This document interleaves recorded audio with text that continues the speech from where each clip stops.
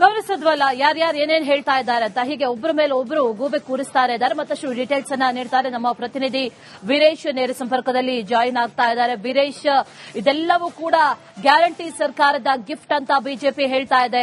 ಮತ್ತೊಂದು ಕಡೆಯಲ್ಲಿ ಕೇಂದ್ರ ಸರ್ಕಾರ ಮಾಡೋದಕ್ಕೆ ಸಾಧ್ಯನೇ ಇಲ್ಲ ಅಂತ ಬಿಜೆಪಿ ಹೇಳ್ತಾ ಇದೆ. ಕೇಂದ್ರ ಸರ್ಕಾರ ಮಾಡಿದ್ರೆ ಇಡೀ ದೇಶದಲ್ಲೇ ಆಗಬೇಕಲ್ವಾ ಅನ್ನುವಂತ ಒಂದು ಪಾಯಿಂಟ್ ಅನ್ನ ಕೂಡ ಬಿಜೆಪಿ ಇಟ್ಟಿರೋದು. ಅದರ ಜೊತೆಯಲ್ಲಿ ಈಗ ಸಿಎಂ ಸಿದ್ದರಾಮಯ್ಯ ಕೇಂದ್ರ ಸರ್ಕಾರಕ್ಕೊಂದು ರಿವ್ಯೂ ಮಾಡಿ ಅಂತ ಪತ್ರವನ್ನ ಬರೆದಿದ್ದಾರೆ. ಇದೆಲ್ಲ ಏನ್ ಬೆಳವಣಿಗೆಗಳು ನಡೀತಾ ಇದೆ? ಏನಾದ್ರೂ ಮತ್ತೆ ದರ ಇಳಿಕೆ ಮಾಡುವಂತ ಸಾಧ್ಯತೆಗಳು ಏನಾದ್ರೂ ಇದೆಯಾ? ಡೀಟೇಲ್ಸ್ ಏನಿದೆ? ಅಶ್ವಿನಿ, ಮೆಟ್ರೋ ದರ ಏರಿಕೆ ವಿಚಾರವಾಗಿ ಇದೀಗ ಆಕ್ರೋಶ ಕೇಳಿ ಬರ್ತದೆ ಜನರಿಂದ. ಯಾಕಂದ್ರೆ ದುಬಾರಿ ಮೆಟ್ರೋ ಆಗಿದೆ. ಯಾಕಂದ್ರೆ ಬೇರೆ ರಾಜ್ಯಗಳಿಗೆ ಹೋಲಿಸಿದ್ರೆ ಬೆಂಗಳೂರಲ್ಲಿ ದುಬಾರಿ ಮೆಟ್ರೋ ಅಂತ ಏನೋ ಒಂದ್ ಕಡೆ ಹೆಸರು ಪಡೆದುಕೊಂಡಿದೆ. ಯಾಕಂದ್ರೆ ನೀವು ಎಂಡ್ ಟು ಎಂಡ್ ಹೋದ್ರೆ 10 ರೂಪಾಯಿ ಜಾಸ್ತಿ ಆಗುತ್ತೆ. ಯಾಕಂದ್ರೆ 90 ರೂಪಾಯಿ ಈಗ 95 ರೂಪಾಯಿ ಆಗಿದೆ. ಬರುವಾಗ 5 ರೂಪಾಯಿ ಕೊಡಬೇಕಾಗುತ್ತೆ, 10 ರೂಪಾಯಿ ಜಾಸ್ತಿ ಆಗುತ್ತೆ. ಹೀಗಾಗಿ 5% ನಾವು ಮಾಡಿದೇವೆ ಅಂತ ಒಂದ್ ಕಡೆ BMRCL ಈಗ ಮಾಧ್ಯಮ ಪ್ರಕಟಣೆ ಮಾಡಿದೆ. ಮತ್ತು ಜಾಸ್ತಿ 9ರಿಂದ ಈಗ ಅನ್ವಯ ಆಗುತ್ತೆ ದರ ಏರಿಕೆ. ಬಟ್ ಈ ಒಂದು ಕಮಿಟಿಯಲ್ಲಿ ರಾಜ್ಯ ಸರ್ಕಾರ ಮತ್ತು ಕೇಂದ್ರ ಸರ್ಕಾರದ ಇಬ್ಬರು ಅಧಿಕಾರಿಗಳು ಇರ್ತಾರೆ. ಇಬ್ಬರು ಡಿಸೈಡ್ ಮಾಡಬೇಕಾಗುತ್ತೆ ದರ ಎಷ್ಟು ಮಾಡಬೇಕು, ಎಷ್ಟಿಲ್ಲ ಮತ್ತು ಹೇಗೆಲ್ಲ ಹೊರೆ ಆಗುತ್ತೆ ಎಂಬುದು ಡಿಸೈಡ್ ಮಾಡಿ ಈ ದರವನ್ನು ನಿಗದಿ ಮಾಡುತ್ತಾರೆ. ಇಲ್ಲಿ ಕೇಂದ್ರ ಸರ್ಕಾರದ ಪಾಲು ಇದೆ ಮತ್ತು ರಾಜ್ಯ ಸರ್ಕಾರದ ಪಾಲು ಇದೆ. ಬಟ್ ಇದೀಗ ಕೆಸರಾಟಕ್ಕೆ ಏನೋ ಈಗ ಅಂದ್ರೆ ನಾನು ಮಾಡಿಲ್ಲ, ಕೇಂದ್ರ ಸರ್ಕಾರದ ಬಿಜೆಪಿ ನಾಯಕರು ಹೇಳ್ತಾರೆ, ರಾಜ್ಯ ಸರ್ಕಾರದಿಂದ ಸಚಿವರು ನಾವು ಸಹ ಮಾಡಿಲ್ಲ ಅಂತ ಹೇಳ್ತಾರೆ. ಯಾರು ಮಾಡಿದ್ದು ಹಾಗಾದ್ರೆ ಎಂಬುದೊಂದು ಜನಸಾಮಾನ್ಯರು ಪ್ರಶ್ನೆ ಮಾಡ್ತಾ ಇದ್ದಾರೆ. ಹೀಗಾಗಿ ಒಂದ್ ಕಡೆ ಆಕ್ರೋಶ ಕೇಳಿ ಬಂದಿದೆ. ಯಾಕಂದ್ರೆ ಕಳೆದ ಬಾರಿ 90% ಜಾಸ್ತಿ ಮಾಡಿದ್ರು, ಇದೀಗ 5% ಜಾಸ್ತಿ ಮಾಡಿದ್ದಾರೆ. ಹೀಗಾಗಿ ಇಲ್ಲೆಲ್ಲ ಮೆಟ್ರೋ ಪ್ರಯಾಣಿಕರು ಒಂದ್ ಕಡೆ ಆಕ್ರೋಶ ಹೊರಾಗ್ತಿದ್ರೆ. ಇಲ್ಲಿ ಮಾತಾಡಿಸ್ತೀನಿ, ಯಾಕಂದ್ರೆ ಮೆಟ್ರೋ ಇಲ್ಲಿ ಪ್ರಯಾಣಿಕರು ಇದ್ದಾರೆ, ಮಾತಾಡಿಸ್ತೀನಿ. ಮೇಡಮ್, ಮೆಟ್ರೋ ದರ ಏರಿಕೆ ಜಾಸ್ತಿ ಆಗಿದೆ, ಏನ್ ಹೇಳ್ತೀರಿ ಅಂತ? ಕನ್ನಡ ಸರ್, ಮೆಟ್ರೋ ದರ ಏರಿಕೆ ಆಗಿದೆ, ಏನ್ ಹೇಳ್ತೀರಿ? ಪ್ರತಿದಿನ ಸಾರ್ವಜನಿಕರಿಗೆ ಕಡಿಮೆ ದರದಲ್ಲಿ ಓಡಾಡ್ತಿದ್ದು ಒಂದು ಅನುಕೂಲ ಆಗಿತ್ತು.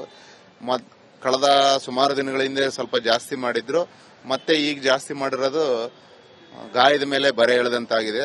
ದಯವಿಟ್ಟು ಅದನ್ನ ಮತ್ತೆ ಪುನರ್ ಪರಿಶೀಲಿಸಿ ಕಡಿಮೆ ಮಾಡಬೇಕು ಅಂತ ನಾನು ಕೇಳ್ಕೊಳ್ತೀನಿ. ಈಗ ಕೇಂದ್ರ ಸರ್ಕಾರ ನಾವು ಮಾಡಿಲ್ಲ ಅಂತ ಹೇಳ್ತಾರೆ, ರಾಜ್ಯ ಸರ್ಕಾರ ನಾವು ಸಹ ಮಾಡಿಲ್ಲ ಅಂತ ಹೇಳ್ತಾರೆ. ಮಾಡಿದ್ದಾರೆ ಅಂತ ಯಾರು ಮಾಡಿದ್ದಾರೆ ಸರ್? ಮತ್ತೆ ನೀವೇ ಹೇಳಿ. ರಾಜ್ಯ ಸರ್ಕಾರ ಮಾಡಿದಾರೆ, ಕೇಂದ್ರ ಸರ್ಕಾರ ಮಾಡಿದ್ದಾರೆ, ಯಾರಾದ್ರೂ ಒಬ್ರು ಮಾಡಿರ್ಲೇಬೇಕಲ್ವಾ? ನಾವಂತೂ ಮಾಡ್ಲಿಕ್ಕೆ ಆಗಲ್ವಲ್ಲ.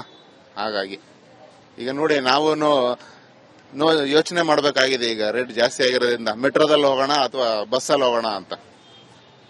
ಎಸ್, ಮಾತಾಡಿಸ್ತೀನಿ. ಮೇಡಮ್ ನಮಸ್ತೆ. ಮೆಟ್ರೋ ದರ ಜಾಸ್ತಿ ಆಗಿದೆ. Hello madam. ಸಾಕಷ್ಟು ಜನ ಒಂದ್ ಕಡೆ ಆಕ್ರೋಶ ಹೊರಾಗ್ತಿದ್ರೆ ಅಶ್ವಿನಿ. ಯಾಕಂದ್ರೆ ಮೆಟ್ರೋ ದರ ಜಾಸ್ತಿ ಮಾಡಿದರೆ, 5% ಜಾಸ್ತಿ ಮಾಡಿದರೆ, ಪ್ರತಿ ವರ್ಷ ಈ ತರ ಆದ್ರೆ ತುಂಬಾ ಸಮಸ್ಯೆ ಆಗುತ್ತೆ. ಜಲಮಂಡಳಿಗ 3% ಮಾಡುತ್ತೆ, ಬೆಸ್ಕಾಂ ಇದೀಗ 3% ಮಾಡುತ್ತೆ. ಈಗ ಮೆಟ್ರೋ ದರ ಏರಿಕೆ ಆಗಿದೆ.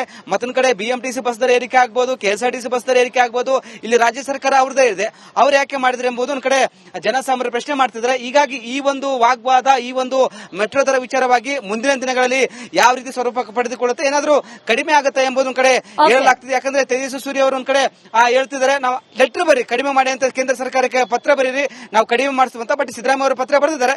ಈಗ ಕಡಿಮೆ ಆಗುತ್ತಾ ಇಲ್ವಾ ಎಂಬುದು ಕಾದು ನೋಡಬೇಕಾಗುತ್ತೆ Ashwini. Right Veeresh, thank you ಡೀಟೇಲ್ಸ್ಗೆ. ಗಮನಿಸಿದ್ವಲ್ಲ ಯಾರ್ಯಾರು ಏನೇನ್ ಹೇಳ್ತಾ ಇದ್ದಾರೆ ಅಂತ. ಹೀಗೆ ಒಬ್ಬರ ಮೇಲೆ ಒಬ್ರು ಗೂಬೆ ಕೂರಿಸ್ತಾ ಇದ್ದಾರೆ. ಮತ್ತಷ್ಟು ಡೀಟೇಲ್ಸ್ ಅನ್ನ ನೀಡ್ತಾರೆ ನಮ್ಮ ಪ್ರತಿನಿಧಿ ವೀರೇಶ್. ನೇರ ಸಂಪರ್ಕದಲ್ಲಿ ಜಾಯಿನ್ ಆಗ್ತಾ ಇದ್ದಾರೆ. ವೀರೇಶ್, ಇದೆಲ್ಲವೂ ಕೂಡ ಗ್ಯಾರಂಟಿ ಸರ್ಕಾರದ ಗಿಫ್ಟ್ ಅಂತ ಬಿಜೆಪಿ ಹೇಳ್ತಾ ಇದೆ. ಮತ್ತೊಂದು ಕಡೆಯಲ್ಲಿ ಕೇಂದ್ರ ಸರ್ಕಾರ ಮಾಡೋದಕ್ಕೆ ಸಾಧ್ಯನೇ ಇಲ್ಲ ಅಂತ ಬಿಜೆಪಿ ಹೇಳ್ತಾ ಇದೆ. ಕೇಂದ್ರ ಸರ್ಕಾರ ಮಾಡಿದ್ರೆ ಇಡೀ ದೇಶದಲ್ಲೇ ಆಗಬೇಕಲ್ವಾ ಅನ್ನುವಂತ ಒಂದು ಪಾಯಿಂಟ್ ಅನ್ನ ಕೂಡ ಬಿಜೆಪಿ ಇಟ್ಟಿರೋದು. ಅದರ ಜೊತೆಯಲ್ಲಿ ಈಗ ಸಿಎಂ ಸಿದ್ದರಾಮಯ್ಯ ಕೇಂದ್ರ ಸರ್ಕಾರಕ್ಕೊಂದು ರಿವ್ಯೂ ಮಾಡಿ ಅಂತ ಪತ್ರವನ್ನ ಬರೆದಿದ್ದಾರೆ. ಇದೆಲ್ಲ ಏನ್ ಬೆಳವಣಿಗೆಗಳು ನಡೀತಾ ಇದೆ? ಏನಾದ್ರೂ ಮತ್ತೆ ದರ ಇಳಿಕೆ ಮಾಡುವಂತ ಸಾಧ್ಯತೆಗಳು ಏನಾದ್ರೂ ಇದೆಯಾ? ಡೀಟೇಲ್ಸ್ ಏನಿದೆ?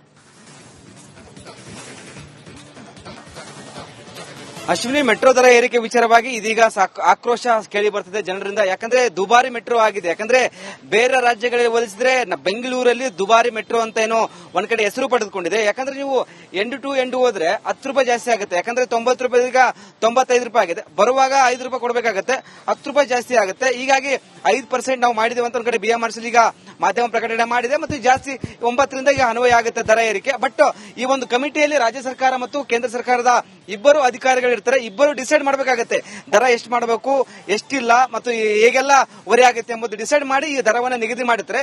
ಇಲ್ಲಿ ಕೇಂದ್ರ ಸರ್ಕಾರದ ಪಾಲು ಇದೆ ಮತ್ತು ರಾಜ್ಯ ಸರ್ಕಾರದ ಪಾಲು ಇದೆ. ಬಟ್ ಇದೀಗ ಕೆಸರಾಟಕ್ಕೆ ಏನು ಈಗ ಅಂದ್ರೆ ನಾನು ಮಾಡಿಲ್ಲ, ಕೇಂದ್ರ ಸರ್ಕಾರದ ಬಿಜೆಪಿ ನಾಯಕರು ಹೇಳ್ತಾರೆ, ರಾಜ್ಯ ಸರ್ಕಾರದಿಂದ ಸಚಿವರು ನಾವು ಸಹ ಮಾಡಿಲ್ಲ ಅಂತ ಹೇಳ್ತಾರೆ. ಯಾರು ಮಾಡಿದ್ದು ಹಾಗಾದ್ರೆ ಎಂಬುದೊಂದು ಜನಸಾಮಾನ್ಯರು ಪ್ರಶ್ನೆ ಮಾಡ್ತಾ ಇದ್ದಾರೆ. ಹೀಗಾಗಿ ಒಂದ್ ಕಡೆ ಆಕ್ರೋಶ ಕೇಳಿ ಬಂದಿದೆ. ಯಾಕಂದ್ರೆ ಕಳೆದ ಬಾರಿ 90% ಜಾಸ್ತಿ ಮಾಡಿದ್ರು, ಇದೀಗ 5% ಜಾಸ್ತಿ ಮಾಡಿದ್ದಾರೆ. ಹೀಗಾಗಿ ಇಲ್ಲೆಲ್ಲ ಮೆಟ್ರೋ ಪ್ರಯಾಣಿಕರು ಒಂದ್ ಕಡೆ ಆಕ್ರೋಶ ಹೊರಾಗ್ತಿದ್ರೆ. ಇಲ್ಲಿ ಮಾತಾಡಿಸ್ತೀನಿ, ಯಾಕಂದ್ರೆ ಮೆಟ್ರೋ ಇಲ್ಲಿ ಪ್ರಯಾಣಿಕರು ಇದ್ದಾರೆ, ಮಾತಾಡಿಸ್ತೀನಿ. ಮೇಡಮ್, ಮೆಟ್ರೋ ದರ ಏರಿಕೆ ಜಾಸ್ತಿ ಆಗಿದೆ, ಏನ್ ಹೇಳ್ತೀರಿ ಅಂತ? Sorry, I don't know. Kannada, I don't know. Sir, metro ದರ ಏರಿಕೆ ಆಗಿದೆ, ಏನ್ ಹೇಳ್ತೀರಿ? ಪ್ರತಿದಿನ ಸಾರ್ವಜನಿಕರಿಗೆ ಕಡಿಮೆ ದರದಲ್ಲಿ ಓಡಾಡ್ತಿದ್ದು ಒಂದು ಅನುಕೂಲ ಆಗಿತ್ತು. ಕಳೆದ ಸುಮಾರು ದಿನಗಳ ಹಿಂದೆ ಸ್ವಲ್ಪ ಜಾಸ್ತಿ ಮಾಡಿದ್ರು, ಮತ್ತೆ ಈಗ ಜಾಸ್ತಿ ಮಾಡಿರೋದು ಗಾಯದ ಮೇಲೆ ಬರೆ ಎಳೆದಂತಾಗಿದೆ.